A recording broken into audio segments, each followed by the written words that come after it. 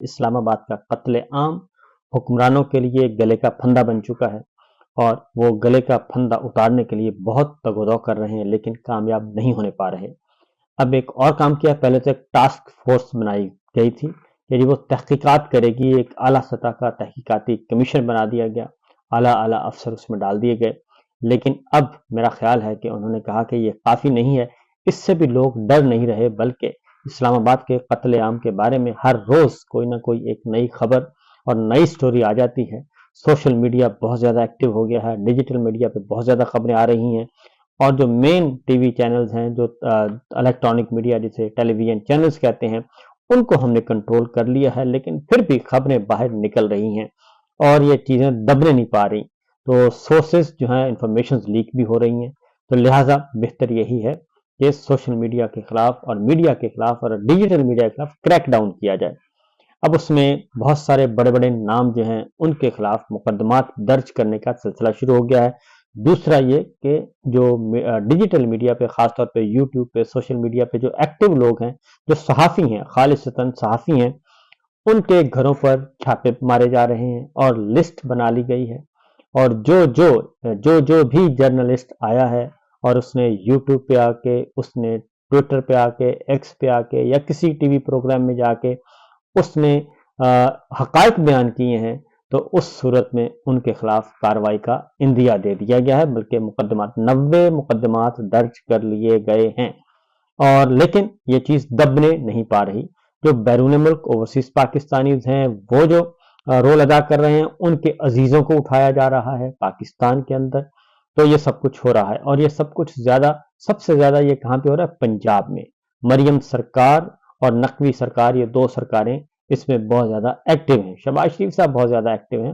Prime minister صاحب ہیں، بہت زیادہ ایکٹیو ہیں، اور وہ بھی انہوں نے بھی سخت آرڈر پاس کیے ہیں، مریم صاحبہ نے سخت آرڈر پاس کر دیے ہیں کہ اس میں زیرو ٹالرنس ہونی چاہیے، اور جتنا بھی دبا سکتے ہیں ہم دبا دیں۔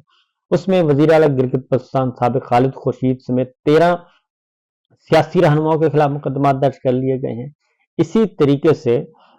جو 90 مقدمات ارکان پارلیمنٹ، اس میں زیادہ تر کا تعلق پاکستان تحریک انصاف سے ہے، اس میں جرنلسٹ ہیں، سوشل میڈیا کے ایکٹیوسٹ ہیں، اور 620 سوشل میڈیا کے اکاؤنٹس ہیں، ٹویٹر کے اکاؤنٹس، ان کی پوائنٹ آؤٹ کی گئی۔ 470 بیرون ملک جو آپریٹ ہو رہے ہیں اکاؤنٹس، ان پہ نظر رکھی گئی ہے۔ اسلام آباد، لاہور، گوجرانوالہ، فیصل آباد، پشاور، ملتان، ہر طرح سے یہ سارے کام کیے جا رہے ہیں۔ پہلی بات تو یہ ہے، اس سے پینک ہوئے ہیں سارے۔ جو بنیادی وجہ یہ ہے کہ جب آپ اس طرح سے درجنوں نہیں سینکڑوں قسم کے مقدمات درج کریں گے تو اس کا مطلب ہے کہ آپ پینک ہو چکے ہیں اور آپ سے چیزیں سنبھالی نہیں جا رہی۔ اس کی ریزن یہ ہے کہ اب ایک آہستہ آہستہ لاشیں تو جا ہی رہی ہیں جو مختلف علاقوں میں، اور لاشیں بھی جا رہی ہیں، پھر زخمی بھی جا رہے ہیں، اور زخمی منظر عام پہ بھی آ رہے ہیں۔ کسی کے منہ پہ گولی ماری گئی ہے، کسی کی ٹانگ پہ ماری گئی ہے، کسی کی ریڑھ کی ہڈی پہ، کسی کی گردن میں، کسی کے بازو پہ، کسی کے پیٹ میں۔ وہ جیسے جیسے خبریں آ رہی ہیں، جیسے جیسے لوگ تھوڑے سے اپنے آپ کو سنبھال رہے ہیں، تو وہ اپنا بتا بھی رہے ہیں، رابطہ بھی کر رہے ہیں، اور ان کی تصاویر بھی آ رہی ہیں، اور وہ تصویریں ایسی ہیں کہ جن کو دیکھ کے واقعتاً ایک صدمہ بھی ہوتا ہے، اور ایک ریونج کا جو ہے وہ پہلو پیدا ہوتا ہے کہ آخر یہ لوگ خالی ہاتھ تھے، اپنا ووٹ مانگنے گئے تھے، ووٹ جو چوری ہوا اس کے بارے میں پوچھنے گئے تھے، اور ان کے ہاتھ میں کچھ نہیں تھا، اور یہاں تک کہ گواہیاں آ چکی ہیں۔ سابق وزیر اعظم شاہد خاقان عباسی جو ہیں، وہ باقاعدہ طور پہ پریس کانفرنس کر کے یہ بتا رہے ہیں کہ وہ خالی ہاتھ تھے، نہتے تھے، اور ان کے پاس کوئی اسلحہ نہیں تھا، تو ان پر جو گولی چلائی گئی یہ بلا وجہ چلائی گئی، اور یہ نہیں چلانی چاہیے تھی۔ اسی طریقے سے مختلف سیاسی رہنما اور بھی ہیں جو باضمیر ہیں، وہ بھی آ رہے ہیں، اور انہوں نے بھی یہ بات کی ہے، اور عمران خان صاحب نے جو مطالبات کیے ہیں ان مطالبات کی حمایت کر دی ہے دیگر سیاسی جماعتوں نے، جماعت اسلامی نے حمایت کر دی ہے، اور شاہد خاقان عباسی صاحب کی جماعت نے حمایت کر دی ہے کہ اس کی انویسٹیگیشن ہونی چاہیے، اور چیزوں کو جو کیفے کردار تک پہنچانا چاہیے لوگوں کو، لیکن انہوں نے کہا ہے کہ اس کے ذمہ دار صرف اور صرف وزیر اعظم شہباز شریف ہیں۔ اور اس کے ساتھ ساتھ انسداد دہشت گردی عدالت کی طرف سے بھی تھوڑا سا ایکٹیو ہوئے ہیں، وہ نوٹس جاری کر رہے ہیں. لیکن دوسری خبر جو ہے جی وہ ہے جوڈیشری کے حوالے سے، کیونکہ وہاں پہ کافی ہلچل مچی ہوئی ہے اور جسٹس منصور علی شاہ صاحب نے کافی پریشر ڈالا ہوا ہے اور وہ خطوط لکھ رہے ہیں، پیچھے نہیں ہٹ رہے، اور انہیں چیف جسٹس بننا تھا. چیف جسٹس ان کا راستہ روکا گیا، اور جس طریقے سے، جس بےہودہ طریقے سے روکا گیا وہ ہم سب کو پتہ ہے. کیونکہ اگر وہ بادشاہ سلامت سے ملاقات کر لیتے اور ان کو یقین دہانیاں کروا دیتے تو آج وہ چیف جسٹس ہوتے، لیکن انہوں نے ایسا کرنے سے انکار کیا اور لہٰذا انہوں نے اپنی چیف جسٹس کے عہدے کی قربانی دی اور بطور جج کام کرنے کو ترجیح دی. یحییٰ افریدی صاحب، ان سے جو توقعات تھیں اب آہستہ آہستہ وہ توقعات بھی ختم ہوتی جا رہی ہیں اور وہ کوئی ایکٹیو رول ادا کرنے کے لیے تیار نہیں ہے. یہاں تک کہ جو جسٹس منصور علی شاہ صاحب نے خط لکھا تھا اس خط کو بھی انہوں نے کہا کہ یہ فیصلہ بھی آئینی کمیٹی کرے گی، میں نہیں کر سکتا. تو یہ بھی ایک بہت بڑا ایک فرسٹریشن والی بات ہے کہ 26ویں غیر آئینی ترمیم سے متعلق تقریباً 24 پیٹیشنز پڑی ہیں اور ان کو سنا نہیں جا رہا، اور شاید اس کے لیے بندوبست کیا جا رہا ہے کہ ججز وغیرہ آ جائیں تو اس کے بعد پھر نئے جج ریکروٹ ہونے ہیں اس کے بعد پھر یہ سارے کام کیے جائیں گے تاکہ جو میجورٹی ہے وہ حکومت کو حاصل ہو جائے. اسی طریقے سے جی جو ایک اور پی ٹی آئی نے جی 26 نومبر کے احتجاج کے حوالے سے اور جو قتل عام ہوا تھا اس کے حوالے سے باقاعدہ طور پہ فیصلہ کر لیا ہے کہ اس کی ایف آئی آر درج کروائی جائے گی، اور اس کے لیے لطیف کھوسہ صاحب کی سربراہی میں ایک کمیٹی بنا دی گئی ہے. نعیم حیدر پنجوتا اور دیگر وکلا کو اس میں شامل کر دیا گیا ہے. وہ اس ساری چیزوں کا جائزہ لے گا اور سارے کے سارے معاملات کو آگے بڑھایا جائے گا. ایک اور خبر ہے جی، اور وہ ہے کہ پاکستان تحریک انصاف کے 146 کارکنان جو ہیں وہ 26 نومبر کے احتجاج کے بعد رابطے میں نہیں آ رہے،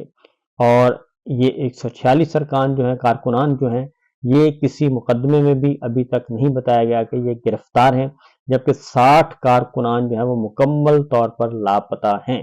اس کا مطلب ہے کہ 206 ارکان جو ہیں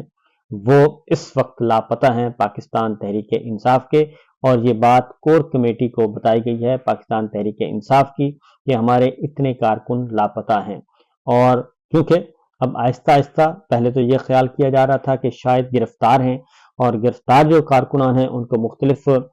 پیش کیا جا رہا ہے جی عدالتوں میں، ان کے ریمانڈ لیے جا رہے ہیں، کوئی شناخت پریڈ کے لیے جیل میں بھیجا جا رہا ہے. لیکن یہ جو 206 لوگ ہیں ان کا ابھی تک کوئی اتا پتہ نہیں ہے. پھر ایک اور جو معاملہ ہوا ہے جی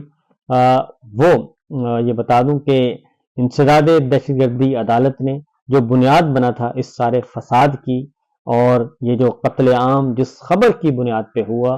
وہ خبر جو ہے وہ اب منظر عام پہ آ گئی ہے، اور جو نوجوان تھا ہاشم عباسی، وہ اس کو شناخت پریڈ کے لیے 7 روز کے لیے اڈیالہ جیل بھیج دیا گیا ہے. اور یہ وہی نوجوان ہے جس سے غفلت میں جس کی گاڑی فارچونر گاڑی تھی، جس کی گاڑی چڑھ گئی تھی رینجرز کے اہلکاروں پہ، اور 4 رینجرز اہلکار شہید ہو گئے تھے، جاں بحق ہو گئے تھے، کچلے گئے تھے اس روڈ ایکسیڈنٹ میں. اور یہ سب کچھ ہوا تھا جس کی پاداش میں اس وقت کہا گیا باقاعدہ طور پہ سرکاری جو ترجمان ہیں، انفارمل ترجمان ہمارے حکومت کے حکومتی سائٹ کے اسٹیبلشمنٹ کے، انہوں نے کہا کہ جناب وہ جو 4 جنازے پڑھے گئے، شہباز شریف صاحب نے پڑھے اور آرمی چیف عاصم منیر صاحب نے پڑھے، تو اس کے بعد پھر یہ حالات خراب ہو گئے، اور اس کے بعد پھر فوج کو بھیج دیا گیا، پھر گولی کا آرڈر دے دیا گیا، پھر